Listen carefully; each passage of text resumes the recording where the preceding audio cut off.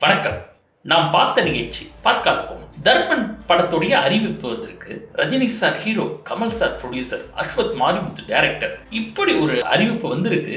ஆனா இது ரசிகர்கள் பயங்கரமா கொண்டாடி தீர்த்துக்கணும் இல்லையா? இதே அறிவிப்பு ஒரு 20 வருஷத்துக்கு முன்னாடி வந்திருந்தா இது எவ்வளவு பெரிய பேசு பொருளா இருக்கும்னு நினைச்சு பாருங்க. ரசிகர்கள் தினம் இதை பத்தி பேசி பேசி கொண்டாடி தீர்த்திருப்பாங்க. ஆனா இந்த முறை அது நடக்கல. சோ இந்த முறை ஸ்கிரீன் சாவி ரஜினி, கமல் இவர்களுடைய இணைவு ஏன் பெருசா கொண்டாடப்படல? நான் சாவி. தர்மன் படத்தோட அறிவிப்பு வெளியிடுற அந்த விழால ரஜினி சார் பேசுறாரு. அவர் பேசுற அந்த ஒரு வார்த்தை என்ன ரொம்ப யோசிக்க வச்ச ஒரு வார்த்தை. அதுக்காக தான் ஆக்சுவலா இந்த வீடியோவே. அவர் என்ன சொல்றாருன்னா, நான் என்ன பேசினாலும் எப்படி பேசினாலும் அது பேசு பொருள் ஆகுது, அது தப்பா பார்க்கப்படுது, நான் என்ன பேசுறதுன்னே தெரியலன்ற மாதிரி ஒரு விரக்தியான மனநிலையில, ஒரு மனசு உடைஞ்சு போன மனநிலையிலேருந்து ரஜினி சார் பேசுறத பார்க்க முடியும். இது ஏன் நடந்தது? இந்த மாதிரி கேள்விகள் எனக்கு இதுக்கு முன்னாடியுமே வந்திருக்கு. தொடர்ந்து ரஜினி சாரும் கமல் சாரும் விமர்சிக்கப்பட்டுக்கிட்டே இருக்காங்க. அதாவது ஒரு நடிகர்கள் மேல விமர்சனம் பண்றது பெரிய விஷயம் கிடையாது. ஆனா அது தொடர்ந்து வந்துகிட்டே இருக்கு, எழுப்பப்பட்டுக்கிட்டே இருக்கு. ஏன்னா ஒரு காலத்துல இந்த 2 பேர் இருக்காங்கல்ல, இரு துருவங்கள், இரு இமயங்கள், இவங்க செஞ்ச சாதனை எல்லாம் சின்ன விஷயமே கிடையாது, மிக பெரிய சாதனை. கமர்ஷியல் சினிமான்ற ஒரு அந்த ஆளுமை இருக்குல்ல, அதை பண்ண ஒரு ரஜினிகாந்த் இந்தியாவே திரும்பி பார்க்க வச்சவர். இந்த உலகத்துல நம்ம எந்த வணிகம் பண்ணாலும் அதுல கமர்ஷியல் ரொம்ப முக்கியம். காசு புழங்காமல உங்க எந்த தொழிலையும் உங்களால செய்ய முடியாது. சினிமாவை தயாரிப்பாளர்கள் ரஜினிகாந்தை நம்பி புதுசா நிலத்தை வித்துட்டு ஊர்ல வீட்டை வித்துட்டு பணம் எடுத்துட்டு வந்து சினிமாவில போட்டாங்க. ஏன்னா ரஜினிகாந்த் படத்துல பணம் போட்டா அது நம்மள்கிட்ட 3 மடங்கா திரும்பி சம்பாதிக்க முடியும்னு தயாரிப்பாளர்கள் நம்பினாங்க. அப்படி ஒரு கமர்ஷியல் கிங்கா இருந்த ஒரு பர்சன் ஒரு பக்கம். இன்னொரு பக்கம் புது முயற்சிகளை தொடர்ந்து செஞ்சுக்கிட்டே இருந்தவர். தான் எவ்வளவு உயரத்துக்கு போனாலும் தான் சம்பாதிச்ச அத்தனை பணத்தையும் திரும்பி சினிமாவிலேயே முதலீடு பண்ண ஒரு கலைஞர். நல்லா புரிஞ்சுக்கங்க. அவரு ஒரு இடத்துல சொல்றாரு, ஏன் சார் நீங்க வேற எதுவுமே பண்ணல அப்படின்னு கேட்டதுக்கு, ஒரு விவசாயிக்கு விவசாயம் தானே சார் தெரியும், அவன் நீங்க என்ன பாதிப்படைஞ்சாலும் அவன் திரும்பி காசு எடுத்துட்டு போய் விவசாயத்துல தான் போடுவான், எனக்கு இது அப்படிதான் அப்படின்னு சொன்னவர் கமலஹாசன். நான் எங்க எவ்வளவு சம்பாதிச்சாலும் அது இங்க சினிமால நான் சம்பாதிச்சதுதான், எனக்கு இது மட்டும் தான் தெரியும், அதனால நான் இதுலதான் முதலீடு பண்றேன்னு சம்பாதிச்ச காசை பூரா தொடர்ந்து போட்டு வெறும் படங்களா, வெறும் சாதாரண படங்களா பண்ணாம கலைப்படங்களாக, கலைத்தாயை பெருமைப்படுத்திய படங்கள் எத்தனை படங்கள் கமல் சார் கிட்ட வந்தது, எவ்வளவு பெரிய ஆளுமை சொல்றதுக்கே ஒரு வீடியோவே பத்தாது. அப்படி 2 துருவங்களாக ஒரு காலகட்டத்துல தமிழ் சினிமாவையே தங்களுடைய கைகளில் வைத்திருந்த இருவர்கள் இன்னைக்கு தொடர்ந்து விமர்சிக்கப்படுறாங்க. காரணம் நெகட்டிவான முறையில. இது எங்கிருந்து நடந்தது? எந்த இடத்துல இவர்களுடைய ரசிகர்களுடைய மனநிலை கெட்டு போச்சு? எந்த இடத்துல அவர்கள் தங்கள் ரசிகர்களை தவற விட்டாங்க? அதுக்கான வீடியோ தான் இது. ரஜினி சாரும் கமல் சாரும் ஒரு விஷயத்தை அவங்களுக்குள்ள ஏத்துக்கணும். அது முதல் விஷயம் இல்லைன்னா 2 பேருமே 70 வயதை தாண்டிய நடிகர்கள். இதுல முக்கியமா புரிஞ்சுக்கணும். நம்ம வேணா 1000 வெளியில பேச்சுக்காக சொல்லலாம், age is just a number, வயசுலாம் ஒரு பெரிய விஷயம் இல்ல, சாதிக்கிறதுக்கு வயசு ஒரு காரணமா, அப்படி கிடையாதுங்க. நம்ம பேச்சுக்கு என்ன வேணா சொல்லலாம். ஆனா முதுமை என்னைக்குமே ஒரு பலவீனம். அதுலயும் 70 வயது கடந்த 2 நடிகர்கள். நீங்க இப்ப வரைக்கும் உங்களுடைய வயதை நீங்கள் குறைத்துக் கொள்ள ஆசைப்படுறீங்களா இல்லையான்றது எனக்கு தெரியல. ஆனா உங்களுக்கு வயதுக்கு ஏற்ற கதாபாத்திரங்களை ஏற்க மறுக்கிறீர்கள். இதுதான் விஷயம். அதாவது ஒரு காலத்துல நீங்க 20+ல 30+ இருக்கும்போது நீங்க ஒரு ஆள் அடிச்சு 10 பேரை பறக்க விட்டீங்க அப்படின்னா அதுக்கு விசில் அடிச்ச கூட்டம் ரசிகர்கள் இருந்தார்கள், அதை கொண்டாடினார்கள். தலைவன் வர்றான் பாரு இன்னைக்கு அப்படின்னு பயங்கரமா இருக்கும் அலரும் தியேட்டர். ஆனா அந்த ரசிகர் இன்னைக்கு அப்டேட் ஆயிட்டாங்க. அதுதான் பிரச்சனை. இன்னைக்கு நீங்க போய் 10 பேர் அடிச்சீங்கன்னா இப்ப கேட்கான், எப்படி அவன் கிடக்குறான் மலை மாடு மாதிரி இருக்கான், அவனை போய் 70 வயசு ஆளு எப்படி இவர் அடிச்சு ஒரே அடியில பறக்க விடுறாரு அப்படின்ற கேள்வி இருக்குல்ல. அந்த இடத்துக்கு ரசிகன் வந்துட்டான். இன்னும் நீங்கள் கமர்ஷியல் விஷயங்களையும் சினிமா மேஜிக்கையும் காட்டி ஒரு ரசிகனையும் மயக்க முடியாது. உங்களை மாதிரி சினிமாவை ரொம்ப அதிகம் படிச்ச, சினிமாவை பற்றி ரொம்ப அதிகம் தெரிஞ்ச இரு மேதைகள் எப்படி ரசிகர்களை மிகவும் குறைத்து எடை போட்டிட்டீர்களோ அப்படின்ற அந்த ஒரு நினைப்பு ஒரு ரசிகனா எனக்கு இருக்கு. இல்லைன்னா இந்த வயசுலயும் நம்ம சண்டை போட்டு 10 பேரை பறக்க விட்டா ரசிகன் நம்புவான்னு எதை வைத்து நம்புறீங்க அப்படின்ற ஒரு விஷயம் இருக்குல்ல. அந்த கேள்வி என்ன குறைஞ்சிக்கிட்டே இருக்கு. நான் ஏன் இங்க வயசை ஒரு முக்கியமான காரணமா, ஒரு முக்கிய காரணியா சொல்றேன் அப்படின்னா, நம்மளுடைய வயசு ஏற ஏற நம்மளுடைய திறன்களில் குறையும், அறிவில் குறையும், நம்மளுடைய செயல்களில் குறையும், கண்டிப்பா வரதான் செய்யும். அதை ஏத்துக்கிட்டு உங்கள் வயதுக்கேற்ற பாத்திரங்களை எடுக்கும்போது அது ஒரு பெரிய பேசு பொருளா ஆகிறதுக்கு வாய்ப்பே கிடையாது. நான் 20 வயசு இருக்கும்போது நான் ஓடி வேலை செஞ்சேன், ஒரு நாளைக்கு 2000 ரூபாய் சம்பாதிக்கிறேன் அப்படின்னா அது அந்த வயசின் வேகமும் இளமையின் துடிப்பும். ஆனா அதே ஆள் நான் 70 வயசுலயும் அதே வேகமும் அதே துடிப்போடு ஓட முடியுமானா நிச்சயமா அதுக்கான வாய்ப்பு ரொம்ப கம்மி. இந்த யதார்த்தத்தை நீங்க புரிஞ்சுக்கணும். 20 வயசுல ஓடின மாதிரி உங்களால 70 வயசுல ஓட முடியுமா அப்படின்னா அது இல்ல. நீங்க 20 வயசுல ஓடுன மாதிரி 70 வயசுல ஓட முடியாதுன்னும் போது நீங்க 20-30 வயசுல வாங்கின சம்பளமும் 70 வயசுல உங்களுக்கு கிடைக்காது. இதில் அந்த பொருளாதாரம் இருக்குல்ல, இது ஒரு மிகப்பெரிய ரோலை இங்கே பிளே பண்ணும். நீங்கள் உங்கள் வயதுக்கேற்ற கதாபாத்திரங்களை தேர்வு செய்யும் போது பொருளாதாரத்தையும் குறைத்துக் கொள்ள முற்பட வேண்டும். அப்பதான் உங்களை நம்பி புதிய கதைகளையும் புதிய விஷயங்களையும் எடுக்கிறதுக்கு தயாரிப்பாளர்களுக்கு ஒரு தைரியம் வரும். இங்க வயசை மட்டுமே வச்சு நான் இதை சொல்லல. இந்த மாதிரி நம்ம நிறைய நடிகர்களை வேற வேற மாநிலங்கள்ல வேற வேற இடங்கள்ல பார்த்துக்கிட்டு இருக்கோம். அவர்கள் அவருடைய வயசுக்கு ஏற்ற மாதிரி கதாபாத்திரங்களை தேர்வு பண்ணி நடிச்சு இன்னமும் மிகப்பெரிய ஹிட்களை கொடுத்துக்கிட்டு தான் இருக்காங்க. நான் யாரோட பேரையும் சொல்ல விரும்பல. ஆனா இது எல்லா இண்டஸ்ட்ரியும் இருக்குது. 70 வயதை கடந்து நான் ஹீரோவா மட்டும்தான் நடிப்பேன் என்ற அந்த ஒரு பிடிவாதம் இருக்குல்ல, அது ஹீரோவா நடிக்கிறதுல தப்பில்லை. ஆனா இன்னும் மாஸ் கமர்ஷியல் பின்னாடி ஓடிக்கொண்டிருக்கும் நடிகர்கள் இருக்காங்கல்ல, அவர்களை நம்பிய ரசிகர் கூட்டம் அதிலிருந்து மாறி வேற வழிக்கு சென்றுவாங்க. அப்ப நீங்க பாதிக்கப்படும் போது உங்கள் கூட ரசிகர்கள் நிற்க மாட்டாங்க. அங்கதான் நீங்க விமர்சனத்துக்கு ஆளாகிக்கிட்டே இருக்கீங்க. ரஜினி சார் சொன்னார்ல, நான் என்ன பேசினாலும் எப்படி பேசினாலும் அது பேசு பொருள் ஆகுதுன்னு. உங்கள் மீது வைக்கப்படும் விமர்சனம், அதுக்கான காரணம் இது எல்லாமே உங்களை நீங்கள் சரியாக எடை போட்டுக் கொள்ளவில்லை அப்படின்றதுதான். நீங்க செய்யல அப்படின்னா உங்களை ரசிகன், உங்களுடைய பார்வையாளன் உங்களை எடை போடுவோம். இதுல இமேஜ் ஒரு முக்கிய பங்கு வைக்குது. இத்தனை வருஷமா ரஜினி சாரும் கமல் சாரும் கட்டி உருவாக்கின ஒரு இமேஜ் இருக்குல்ல, ரஜினி சார்னா இப்படிதான் படம் பண்ணுவார், அது மாசா கமர்ஷியலா பயங்கரமா. கமல் சாரா ஒரு புது முயற்சி பண்ணுவார், வித்தியாசமா மேக்கப் போடுவார், புது கதைகளை தேடுவார் அப்படின்னு உங்களை ஒரு இதுக்குள்ள அடைச்சிடுறாங்க. ஒரு கட்டம் போட்டு இந்த கட்டத்துக்குள்ள அடைச்சி அது ஒரு இமேஜ் நீங்களே கிரியேட் பண்ணி வச்சிருக்கீங்க. அந்த இமேஜை உடைக்க வேண்டிய நேரமும் காலமும் வந்துடுச்சுன்னு அர்த்தம். இதை ரசிகர்கள் உங்கள்கிட்ட சொல்லாம சொல்லிக்கிட்டு இருக்காங்க. நான் என்ன சொல்றேன் அப்படின்னா, ஒரு சின்னதா அதாவது அந்த இமேஜை உடைச்சிட்டு உங்களால ஒரு கதை பண்ணவே முடியாது. உங்களுக்காக ஒரு எக்ஸாம்பிளா ஒரு கதை சொல்றேன். ஒரு பெரிய மலை காடு, அந்த காட்டுல ஒரு வீடு, ஒரு பெரிய கிராமம், மலைவாழ் கிராமம் வச்சுங்களேன். அது ஏதோ ஒரு வீடு. அந்த ஒரு வீட்டுல ஒரு 70 வயசு தாத்தா, 10 வயசு 12 வயசு இருக்கிற பேத்தி, இவங்க 2 பேர் தான் வச்சுங்களேன். அந்த தாத்தாவுக்கு சண்டை போட தெரியாது, கத்தி பிடிக்க தெரியாது, வேகமும் ஓடக்கூட தெரியாது சார், நடக்கதான் முடியும். ஆனா அந்த மலைவாழ் கிராமத்தை சுத்தி இருக்க காட்டை பத்தி இன்ச்சு பை இன்ச்சு தெரியும், எவ்வளவு தூரம் இருக்கு, எங்க என்ன இருக்குன்றது முதல் அந்த தாத்தாவுக்கு அவ்வளவு வருத்தப்படி. அப்படி ஒரு தாத்தா இருக்காருன்னு வச்சுங்களேன். இந்த பேத்தி இருக்காங்கல்ல, ஒரு கொடூரமான கொலையை ஒரு இடத்துல பாத்துறாங்க. அவங்க தான் மிகப்பெரிய ஹை விட்னஸ். அப்ப இவங்க கொலையை பார்த்துறத வில்லன் கும்பலும் பார்த்துறாங்க. அப்ப அவங்க என்ன பண்றாங்க, இந்த பேத்தியை அடிக்கணும்னு முற்படுறாங்க. இந்த விஷயம் தாத்தாவுக்கு தெரிய வரும்போது பேத்தியை ஒரு காட்டுக்குள்ள இறங்கிறாங்க. காட்டுக்குள்ள போன தாத்தாவையும் பேத்தியும் பிடிக்க 100 வில்லன்களை ஏற்பாடு பண்ணி வில்லன் குரூப் அந்த காட்டுக்குள்ள இறங்குறாங்க. நல்லா புரியுங்க, தாத்தாவுக்கு சண்டை போட தெரியாது, தாத்தாவுக்கு வேகமா அதிர்ந்து ஓடக்கூட தெரியாது. அப்படிப்பட்ட ஒரு 70-80 வயது நிரம்பிய ஒரு தாத்தா அந்த பேத்தியை எப்படி காப்பாற்ற?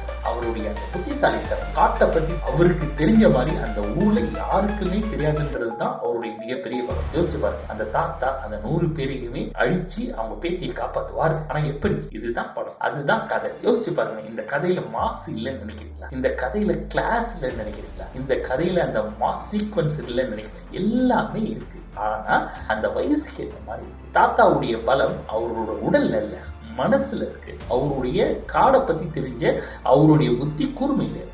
அங்க இருந்து அந்த காட்டுக்குள்ள தாத்தா போய் அந்த 100 பேர்கிட்ட மாட்டிக்கல, அந்த காட்டுக்குள்ள அந்த 100 பேர் தாத்தா கிட்ட மாட்டிக்கிட்டாங்கன்ற அந்த ஒரு விஷயம் இருக்குல்ல. அப்படி ஒரு படம் எடுத்தா ஏன் ரஜினி சாரால் நடிக்க முடியாதா என்ன? இந்த கதைகள் சும்மா சிம்பிளா உங்களுக்கு புரியணுன்றதுக்காக சொன்ன கதை தான்.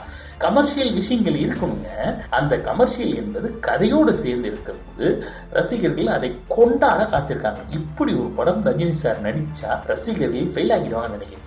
என்னடா இங்க என் தலைவனை நான் இப்படி பார்த்ததே இல்லை, தலைவன் ஃபைட் பண்ணி ஸ்டைல் காட்டி மாசா வசனம் பேசி பார்த்தோம், ஆனா இது எதுவுமே செய்யாம வெறும் செயலால மட்டும், ஒரு பஞ்ச் டைலாக் கிடையாது, ஒரு மாஸ் டைலாக் கிடையாது, ஒரு ஃபைட் கிடையாது, ஆனா வெறும் செயலால எப்படி இதை சாதிக்க முடிஞ்சதுன்னு ஒரு விஷயம் இருக்குல்ல, அது ரசிகர்களை உற்சாகப்படுத்தும். அப்ப ஒரு பர்சன் ரசிகர் அப்ப திருப்பி உங்களை எடுத்து தலைவர் புது ரூட்ல போறாரா, வாங்கடா நம்மளும் புதுசா போகணும், உங்களை புதுசா ரசிக்க ஆரம்பிப்பாங்க. அந்த ரசிகர்களை நீங்கள் கட்டமைக்கணும் அப்படின்னு தான் நான் சொல்றேன். இன்னொரு முக்கியமான விஷயம் இருக்கு. ரஜினி சாரும் கமல் சாரும் இன்னமும் ஹீரோயிசம் இருக்கிற கதைகளை தேடி போய்கிட்டு இருக்காங்க. அது அப்படி இல்லை சார். ஹீரோயிசம் தேடி கதைகளை போகாதீங்க. கதையிலேயே இயல்பாவே ஒரு ஹீரோயிசம் இருக்கும். அப்படிப்பட்ட கதைகளை தேர்ந்தெடுங்களேன். ரெண்டுக்குமே வித்தியாசம் இருக்கு சார். ஒரு கதையில வலுக்கட்டாயமா ஹீரோயிசம் வெட்டணும் கொடுத்துக்கும். பஞ்ச் டைலாக், மாசு ஹீரோ 10 ஃபைட்டரை வச்சு அடிக்கிறது, இதெல்லாம் வலுக்கட்டாயமா திணிக்கப்படுறது. ஆனா கதையிலேயே இயல்பா இருக்க ஹீரோயிசம் இருக்குல்ல, அது மக்களை ரொம்ப ஈஸியா கவர்ந்துடும். ஏன்னா ரசிகர்களும் மக்களும் அப்டேட் ஆயிட்டாங்க. பார்க்கிங்கை கொண்டாடுறாங்க, டூரிஸ்ட் ஃபேமிலியை கொண்டாடுறாங்க, நல்ல நல்ல கதைகளை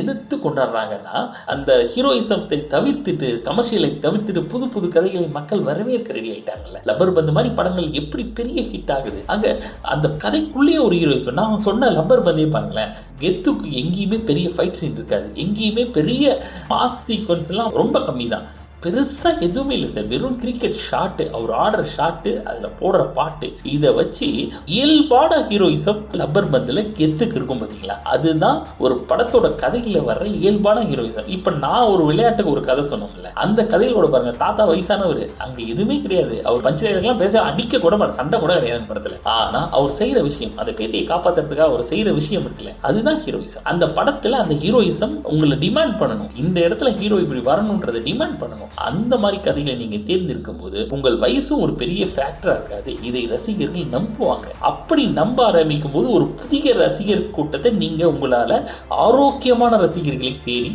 பிடித்துக் கொள்ள முடியும். நான் இப்போ சொன்ன அத்தனை விஷயங்களும் ரஜினி சாருக்கு தான் பொருந்தும், கமல் சாருக்கு அப்படி கிடையாதுங்க. இப்போ நான் சொன்ன எதுவுமே, நான் சொன்ன கதையுமே கூட கமல் சார் கிடையாது. ஏன்னா நான் சொன்ன எல்லாத்தையும் அவருடைய சின்ன வயசுல அவர் பண்ணா நம்ம சொல்லாத, சொல்ல முடியாத, கற்பனைக்கும் எட்டாத எல்லா விஷயங்களையும், எல்லா முயற்சிகளையும் சின்ன வயசுலேயே பண்ணிட்டார். அதை பண்ணி கடந்து புது முயற்சிகளுக்கு தோல்வியில பாதை கண்ட ஒரு கமலஹாசன் இன்னைக்கு நேற்று ஃபாலோ பண்ணல, ஒரு 20-25 வருஷமா கமல் சார் ஃபாலோ பண்ணிட்டு இருக்கேன். 3ஆம் பேரை அது ரிலீஸ் ஆகிற போது நான் பார்க்கல, ஆனா நான் என்னைக்கு பார்த்துரும் அன்னிலிருந்து கமலஹாசன் சாரோட ஃபேன். ஓப்பா, இந்த கேரக்டர் சார் மட்டும் பண்ணியிருந்தாருன்னு ஒரு இமேஜ் இருக்குல்ல, அந்த இமேஜ் அங்க வச்சு பார்த்தோம். ஆனா இன்னைக்கு கமல் சார் கமர்ஷியலுக்குள்ள வந்து சிக்கிக்கிட்டாரோ அப்படின்ற ஒரு பயம் இருக்கு. எங்க எத்தனை தோல்வி வந்தாலும் அதை பத்தி கொஞ்சம் கூட சளைக்காம திருப்பியும் அதே புது முயற்சியை எடுத்துக்கிட்டே இருந்த ஒரு மனுஷன் இன்னைக்கு விக்ரம் அப்படின்ற அந்த கமர்ஷியல் வெற்றி இருக்குல்ல, கமல்ஹாசன் அவருடைய லைஃப்ல பார்க்காத ஒரு மிகப்பெரிய வெற்றி ஆஸ் அ ப்ரொடியூசரா. ஏன்னா நடிகரா நிறைய வெற்றிகள் பார்த்துருக்காங்க, ஆனா ஆஸ் அ ப்ரொடியூசரா ஒரு பெரிய லாபத்தை கொடுத்த வெற்றி. அந்த வயசு முதிர்த்த காரணமா என்னன்னு தெரியல. இதுக்கு மேல நம்ம பரிச்சாத்திர முயற்சிகள்லாம் எடுத்தோம்னா நம்ம தோத்துருவோம்ன்ற பயமா, அது பயம்னு சொல்றதை விட ஒரு தயக்கம் இருக்கலாம். இப்ப மற்ற நடிகர்கள் மாதிரி சம்பாதிச்சவரான்னு கேட்டா கமலஹாசன் இல்ல. அவர் சம்பாதிச்சதை பூரா சினிமாவில் முதலீடு பண்ண ஒரு ஆள். தன்னுடைய சம்பாரணையை தன்னுடைய கடைசி காலத்துல சேர்த்து வச்சுக்கணுன்ற ஒரு கட்டாயத்துக்குள்ள அவர் அனுப்பிட்டாங்களோ அப்படின்ற அந்த கேள்வி. ஸோ அதனால திருப்பி அவர் அந்த கமர்ஷியல் மாய்வலைக்குள்ள விழாத ஒரு கமலஹாசன் இன்னைக்கு விழுந்துட்டாரு. நல்லா புரிஞ்சுக்கங்க, புலியை பார்த்து தான் பூனை சூடு போட்டுக்கணும், ஆனா பூனையை பார்த்து புலி தன்னோட கோழியை அழிக்கக்கூடாது. இன்னைக்கு கமலஹாசன் என்னும் புலி கமர்ஷியல் என்னும் பூனையை பார்த்து தன்னோட கோள்களை அடிக்க தொடங்கிடுச்சோ அப்படின்ற ஒரு கவலை எனக்கு இருக்கு. இந்த இடத்துல ஒரு முக்கியமான விஷயத்தை சொல்ல பாருங்க. ஒரு குடும்பத்தோட மூத்த தலைவர்களாக இருக்கிற அப்பாக்கள் இருக்காங்கல்ல, அவங்களாம் நம்ம சின்ன பிள்ளையா இருக்கும்போது ரொம்ப அதிகமா உழைச்சி சம்பாரிச்சு அவங்களாம் அவங்க குடும்பத்தையே வழிநடத்தோம்னா அவங்களால தான் நம்ம படிச்சிருப்போம், அவங்களால தான் நம்ம வேலை வாங்கியிருப்போம், நமக்கு நடந்த நிறைய நல்லதுல அவங்க கூட நின்றுருப்பாங்க. ஒரு கட்டத்துக்கு மேல அவங்க வயசாகி அந்த குடும்ப பொறுப்பு நம்ம கையில வரும்போது அதை அவர்கள் ஒதுங்கி விட்டு நம்ம கிட்ட கொடுத்துட்டு அழகு பார்க்கணும். அதுதான் பெரியவங்களுடைய மிக முக்கியமான கடமை. நீங்கள் உருவாக்குற கூட்டம் கிடையாது, நீங்க உருவாக்குற குழந்தைகள் மட்டும் இப்ப கிடையாது. அவர்கள் வளர்ந்து பெரியவர்களாகி உங்களை கவனிக்கிற அந்த இடத்துக்கு வரும்போது நீங்கள் வழி விடுறதுன்றது அடுத்த தலைமுறைக்கு அது ஒரு மிகச்சிறந்த பண்பு. அதை ரஜினி சாரும் கமல் சாரும் செய்யணும். உங்களுடைய பங்கு சினிமாவுக்கு தேவையில்லை நான் சொல்லவே இல்லை. சினிமாவுக்கு உங்களுடைய பங்கு தேவை, ஆனா வேற ஒரு ரூபத்தில் தேவை. நீங்க கொடுத்துட்டு இப்ப நீங்க போய்கிட்டு இருக்கீங்களா பாதை, இன்னமும் ஹீரோவாக நடிச்சுக்கிட்டு நான் என்னுடைய படைய நாங்க எப்படி நடிச்சிருப்போம், நாங்க எல்லாம் எவ்வளவு ஹிட் கொடுத்துருவோம் தெரியுமான்னு அந்த பழைய பஞ்சாக்கத்தை பாடிட்டு இருக்க அந்த பகுதி இருக்குல்ல, அதை சுத்தமா மறந்துடும். அது எப்படி தெரியுமா, இப்ப வந்து நம்ம பையன் சம்பாதிக்க ஆரம்பிச்ச அப்புறம் நான் அப்ப அந்த காலத்துல சம்பாதிக்கும் போது நான் அப்படி பண்ணும்போது நான் வேலைக்கு போகும்போதுன்னு சொல்லிட்டு இருந்தாருன்னா ஒரு கட்டத்துக்கு மேல அவருடைய வார்த்தைகளுக்கு அந்த மதிப்பு இல்லாமல் போயிடும். நீங்கள் திரும்ப பாடிக்கிட்டு இருக்க பேசிக்கிட்டு இருக்க உங்களுடைய பழைய பஞ்சாகம்னு சொல்லுவாங்க, அந்த மாதிரி உங்களோட பழைய வெற்றிகளையே நீங்க திரும்பி பேசிட்டு இருந்தீங்க அப்படின்னா அந்த வெற்றிகளுக்கு ஒரு கட்டத்துக்கு மேல அந்த வெற்றிகளை கூட மதிக்கப்படாமல் போயிடும். நீங்கள் அந்த இடத்துல மதிக்கக்கூடிய ஒரு பர்சனா இருக்காம போயிடுவீங்க. அடுத்த தலைமுறை வரும்போது அவர்களுக்கு ஏதாவது ஒரு வகையில நீங்க வழிவிட்டு அவர்களை முன்னிறுத்தி நடத்தி நீங்க பின்னாடி நிக்கணும். சிவாஜி சார் அதை செஞ்சார் சார். தேவர் மகன்ல பண்ணாதுதா, படையப்பால பண்ணாதுதா, உப்பரிக்க வருகிறோம்ல பண்ணாதுதா, அடுத்த தலைமுறை முன்னாடி பின்னாடி சும்மா கெத்தா நின்று அவருக்கான அந்த ரோல் தேவர் மகன் நிச்சயமா சொல்லுங்க, பெரிய தேவர் ரோலை மறக்க முடியுமா கிடையாது. சிவாஜி கட்டபொம்மன் நடிச்சிருக்காரு, கப்பலோடைய தமிழ் நடிச்சிருக்காரு, அது எல்லாம் வாழ்க்கையில நிஜமா பார்த்த கதாபாத்திரங்களை அவரு பார்த்துட்டு அதை நடிச்சாரு. ஆனா பெரிய தேவர் கதாபாத்திரம் அப்படி கிடையாது, அது ஒரு கற்பனை கதாபாத்திரம். அந்த கதாபாத்திரமா வாழ்ந்திருப்பாரு. முதல் மரியாதையில போய் பாருங்க, அந்த கதாபாத்திரமா அப்படியே மாறி நிற்பாரு. அந்த வயசுக்கு ஏற்ற, அந்த வயசு ஆனதுக்கு அப்புறம் அடுத்த தலைமுறைக்கு வழி விட்டுட்டு பின்னாடி நின்று அவர்களை மிக சரியாக வழி நடத்துறது இருக்குல்ல, அதுதான் நீங்க இந்த தலைமுறைக்கு செய்ய வேண்டியது. கமல் சார் அதை ஆல்ரெடி செய்ய ஆரம்பிச்சிட்டாரு. சிவகார்த்திகேயனை வச்சும் மற்ற நடிகர்களை வச்சும் புதுசா ப்ரொடக்ஷன்ல படம் எடுக்க ஆரம்பிச்சார். அது நல்ல விஷயம். அடுத்த தலைமுறை வழி விட்டு நீங்க ஒரு ப்ரொடியூசராவோ இல்ல ஒரு நடிகராவோ, படையப்பாளர் சிவாஜி சார் பண்ண மாதிரி, தேவர்மன்ல சிவாஜி சார் பண்ண மாதிரி, ஒரு முக்கியமான ரோல் சண்டை கோயில ராஜ்கிரண் சார் பண்ண மாதிரி, இந்த மாதிரி டிஃப்ரெண்டா ஜில்லால மோகன்லால் சார் பண்ண மாதிரி, இந்த மாதிரி கதைகளை ஒரு முக்கியத்துவம் வாய்ந்த ரோலையோ இல்ல ஒரு ப்ரொடியூசராவோ ஒரு டைரக்டராவோ பின்னாடி இருந்து இந்த சினிமா உலகத்தை நீங்கள் இயக்கிக் கொண்டே இருங்கள். அது எங்களுக்கு உங்களுடைய பங்களிப்பு தேவை. ஆனா அது வேற விதமா தேவைன்றது, அந்த தேவையை நீங்கள் புரிஞ்சுக்கணும். இந்த வீடியோவை நான் இப்படி முடிக்கணும்னு ஆசைப்படுறேன். அதாவது ஜெயிக்கிற குதிரை மேலதான் காசு கட்டணும் அப்படின்னு சொல்லுவாங்க தெரியுங்களா? சினிமா அப்படிப்பட்ட களம். ஜெயிக்கிற குதிரை யாருக்கு பணம் கட்டிக்கிட்டே இருப்பாங்கன்ற அந்த விஷயம் இருக்குல்ல, நீங்க ஜெயிக்கிற குதிரையா இருக்கணும்னு ஆசைப்படாதீங்க. ஏன்னா நீங்க ஜெயிக்கிற குதிரையா இருந்து ஓடி ஜெயிச்ச காலம் முடிஞ்சிருச்சு. இப்ப இருக்கிற உங்களுடைய அந்த பொசிஷனுக்குல நீங்க ஜாக்கியா கடைசி வரைக்கும் குதிரையா இருக்கணும்ன்ற அவசியம் இல்லை. குதிரையா இருந்து ஜெயிச்சு பார்த்து எல்லாத்தையும் முடிச்சாச்சு. அடுத்த வழி நடத்துங்கன்னு சொல்றேன். அடுத்த தலைமுறையை வழி நடத்துற இடத்துக்கு நீங்க வாங்க. நீங்கள் அதிகமாக மதிக்கப்படுவீர்கள், போற்றப்படுவீர்கள். உங்களுடைய வேலையை வேற எங்கேயும் கவனம் சிதற விடாம உங்களுடைய வேலையை நீங்க ரசிகர்களுக்கு மனசுக்கு பிடிச்ச மாதிரி செஞ்சீங்க அப்படின்னா உங்களை எப்போதும் கொண்டாட தயாராக இருக்கிறார்கள் ரசிகர்கள். அதை கமலஹாசன் சாரும் ரஜினி சாரும் புரிஞ்சுக்கணும் என்பதை வலியுறுத்தி இந்த மாதிரி புதிய விஷயங்களை புதிய கோணங்களில் அரசுவதற்கு எப்பயுமே ஸ்கிரீன் சாவி தயாராக இருக்கிறது. இந்த சேனலை லைக் பண்ணி கமெண்ட் பண்ணி சப்ஸ்கிரைப் பண்ணுங்க, பெல் ஐகானை பிரஸ் பண்ணுங்க, முடிஞ்சா உங்களோட ஃப்ரெண்ட்ஸுக்கு ஷேர் பண்ணுங்க. நான் சாவி. நன்றி.